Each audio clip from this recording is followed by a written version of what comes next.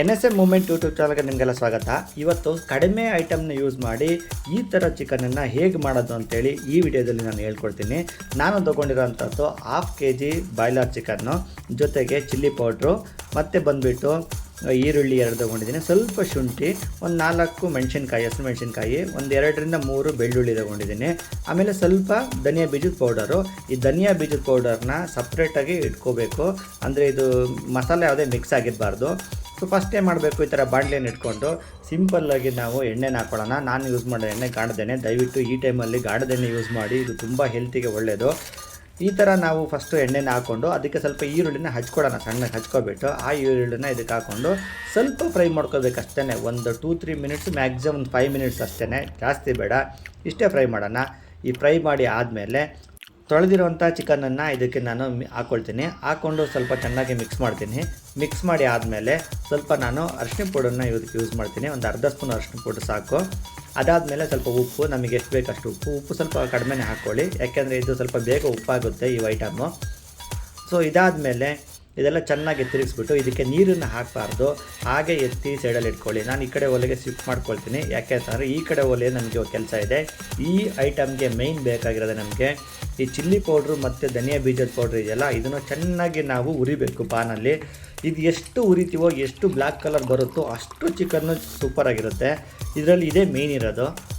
ಮತ್ತು ಇದನ್ನು ಉರಿಯುವಾಗ ತುಂಬ ಲೋ ಫ್ಲೇಮಲ್ಲಿ ಉರಿಬೇಕು, ಮತ್ತು ಆವಾಗವಾಗ ಉರಿಯಿಂದ ಹೊರಗಡೆ ತೆಗಿತಾ ಇರಬೇಕು, ಇಲ್ಲ ಅಂತಂದರೆ ಇದು ಕಹಿ ಆಗುತ್ತೆ. ನಾವು ಬೆಳ್ಳುಳ್ಳಿ, ಶುಂಠಿ ಮತ್ತು ಹಸಿಮೆಣಸಿನ್ಕಾಯಿ ಇದಕ್ಕೆ ಹಾಕೊಳ್ತಾ ಇದ್ದೀನಿ. ಅವೆಲ್ಲ ಜಜ್ಕೊಂಡಿದ್ದೀನಿ ಅಷ್ಟೇ. ನಾನು ಬೆಳ್ಳುಳ್ಳಿನ ಜಜ್ಕೊಂಡಿದ್ದೀನಿ, ಅದನ್ನು ಜಸ್ಟ್ ಮೇಲೆ ಸಿಪ್ಪೆ ತೆಗೆದು ಒಳಗಡೆ ಸಿಪ್ಪೆ ತೆಗೆದು ಬೇಡ, ಹಾಗೆಯೇ ಜಜ್ಜಿದ್ರೆ ಸಾಕು. ಇದೇ ಇದಕ್ಕೆ ಬೇಕಾಗಿರೋಂಥದ್ದು. ಮತ್ತು ಹಸಿಮೆಣಸಿನ್ಕಾಯಿ ಆಪ್ಷನಲ್ಲು, ನಿಮಗೆ ಬೇಕಾದರೆ ಹಾಕೋಬೋದು. ಸೊ ಇವಾಗ ಅದೆಲ್ಲ ಆಗಿ ನಾನು ಸ್ವಲ್ಪ ಬಿಟ್ಟ ಮೇಲೆ ಅದು ಚೆನ್ನಾಗಿ ನೀರು ಬಿಟ್ಟಿದೆ. ನೀರು ಬಿಟ್ಟಿದ ತಕ್ಷಣ ನಾನು ಏನು ಮಾಡ್ತಾಯಿದ್ದೀನಿ, ಇದಕ್ಕೆ ಚಿಲ್ಲಿ ಪೌಡ್ರನ್ನ ಹಾಕ್ತಾಯಿದ್ದೀನಿ. ಈ ಚಿಲ್ಲಿ ಪೌಡ್ರ್ ಚೆನ್ನಾಗಿ ಹುರ್ಕೊಂಡಿದ್ದೆ. ನಾನೊಂದು 2 ಸ್ಪೂನ್ ಚಿಲ್ಲಿ ಪೌಡ್ರನ್ನ ಇದಕ್ಕೆ ನಾನು ಮಿಕ್ಸ್ ಮಾಡ್ತಾಯಿದ್ದೀನಿ. ಮಿಕ್ಸ್ ಮಾಡಿ ಆಮೇಲೆ ಮತ್ತೆ ಫ್ರೈ ಮಾಡಬೇಕು ಅದನ್ನು ಚೆನ್ನಾಗಿ.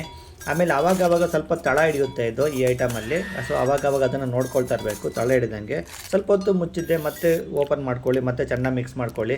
ಇದೇ ಥರ ಮಾಡಿ. ಇಷ್ಟೆಲ್ಲ ಆದಮೇಲೆ ಅದಕ್ಕೆ ಸ್ವಲ್ಪ ಬೇಕಾದ್ರೆ ನೀರನ್ನು ಆ್ಯಡ್ ಮಾಡಿ. ಸ್ವಲ್ಪ ನೀರು ಡ್ರೈ ಆಯಿತು ಅಂದರೆ ಸ್ವಲ್ಪ ನೀರನ್ನು ಆ್ಯಡ್ ಮಾಡಿ. ಬೆಂದಿಲ್ಲ ಚಿಕನ್ ಅಂತಂದರೆ ಸ್ವಲ್ಪ ಬೇಗ ಬೇಯೋದಾದರೆ ನೀರೇ ಬೇಡ, ನೀರನ್ನು ತುಂಬ ಕಡಿಮೆ ಹಾಕಿ, ಒಂದು 1/4 ಲೋಟ ಸಾಕು ನೀರು ಬೇಕಾದರೆ.